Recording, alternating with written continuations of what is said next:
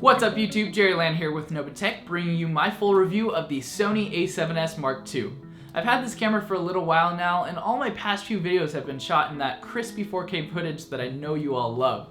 Today we're going to be checking out this camera and why I love it so much, but if you want to see a full video of how I set my camera up, my full camera rig, and how I do YouTube, make sure to hit that thumbs up button and leave a comment below. Let's jump right into it. When I shoot 4K footage, I shoot straight out of the camera. I don't record to an Atomos Shogun or an Atomos Assassin, and I gotta say, I think the 4K image looks amazing on this camera. My next favorite thing about this camera is the low light capabilities, which has to do with the sensor as well. A lot of people ask me why I chose the A7S II over the R2, and it's because that this sensor is so much better in low light than the R2. Even though the R2 has a ton of great features, the fact that it has such a high megapixel count means that it has smaller pixels, whereas the S2 has larger pixels on that full frame sensor that allow more light to get in there. Shooting with the A7S II, I don't even need softboxes, let alone I don't even need my ceiling light, and I can get super high quality 4K crispy footage. Another thing that I love about this camera is that it just looks good. I gotta admit, there are some ugly cameras on the market right now that I will not name,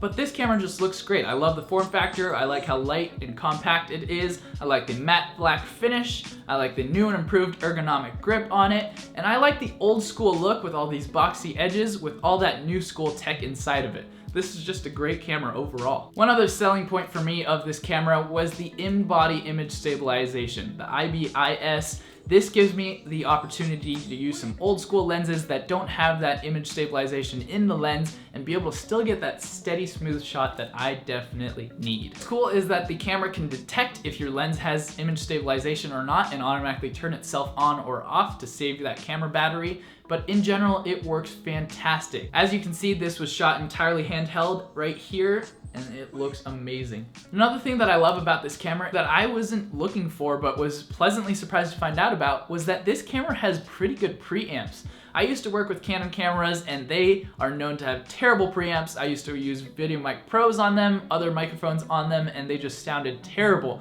But right now, I'm just hooked up to a VMPR straight into the camera, and I think it sounds great. I've been getting tons of compliments on my audio lately, and all it is a Rode Video Mic Pro plugged into the Sony A7S II. The menu system on this Sony camera is definitely different, but it isn't bad. I actually kind of like it. It's just gonna take a little time to get used to, a little time to play around with and figure everything out, but I actually kind of like the Sony menu system, and a lot of other people don't, so there's a plus one for you. Another cool feature is that I don't use as much. It has a great viewfinder that is super clear, super beautiful, but like I said, I don't really use it that much. It has amazing S-Log capabilities, which once I learn how to color grade better, I'll probably get into that, but for now, I'm just keeping it simple. Taking a closer look at our camera body, you'll see that, like I said, it looks extremely beautiful, but it's also highly functional. It's got tons of different customizable buttons and dials, but one of my favorite things about it is that the mode dial up top has a locking mechanism.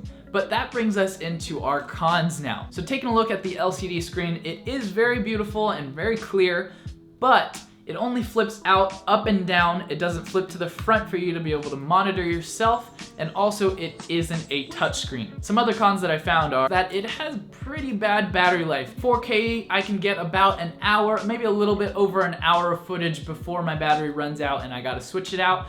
But it is nice that Sony does give you 2 of those batteries in the box. Personally, I have 4 total. That's how much I would recommend, at least 3, but it's up to you. Now let's talk about lenses. Yes, lenses. I currently have one Sony FE mount lens, and I actually have the cheapest one on the market. This is the $450 Sony 28mm f2.0 lens. And I actually really love it. I gotta vouch for it. If you're picking up this camera, you're already dropping a pretty penny, but this lens is $450, so it's half the price of the next cheapest Sony lens, and I highly recommend it. I personally think it actually looks a little bit sharper than that 35mm Zeiss 2.8, not the 1.4. So I'd say check this lens out, but they've got tons of other great lenses as well. The only issue is that they are so dang pricey. Even the new line of lenses that they just dropped, those G lenses, holy crap. That 24-70 is $2,200. So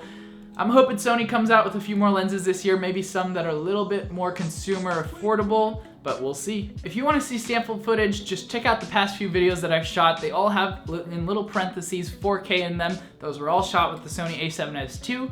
And if you want to see some pictures, well, here they are. These are just a few photos that I snapped for you guys to show you how amazing the photo quality on this camera is as well. The megapixel count may not be as big as the R2, but I think the photos still look amazing. So this camera isn't just for video, then that's why I love it so much. It's perfect for every single scenario that I can think of that I will need it for. So I'm gonna be using this camera hopefully for a long, long time. In case anyone was wondering, personally, I'm using SanDisk SD cards and I'm using the Extreme Pro or the Extreme Plus editions. They're great for 4K video. I have a 64 gigabyte and a 128 gigabyte that I just picked up. They work great. Amazon has a deal on them right now, so definitely I'll leave a link below so you can check those out. Lexar makes a couple really great SD cards as well, but just a few suggestions in case you were wondering. Those are just a few of the reasons why I love this camera so much. Make sure to leave a comment below. Let me know what your favorite feature of the Sony A7S II is. Thank you so much for watching. Don't forget to hit that subscribe button. And if you like this video, hit that thumbs up button,